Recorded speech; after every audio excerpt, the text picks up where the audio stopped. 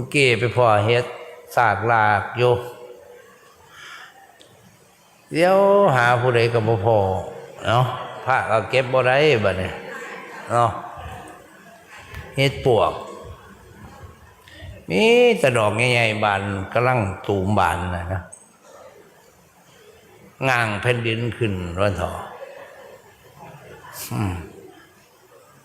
หลวงตาก็เลยว่ามองไหนมีจอมปวกมีโพ่นปวกมีต้นไม้แล้วมีใบไม้นั่นล่ะเฮ็ดปวกเพิ่นจังเอิ้นเฮ็ดปวก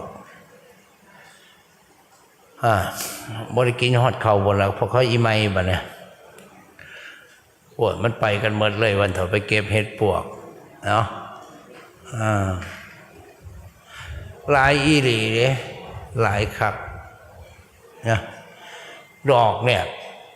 เป็นตะแกงแซ่บมันกำลังบานหน่อยๆนะนี่จะเป็นเห็ดเมืองไทยบัดนี้เห็ดปวกเห็ดโคลนภาษาไทยเขาเรียกเห็ดโคลนเนาะ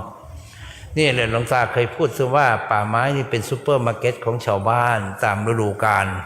เนาะนะ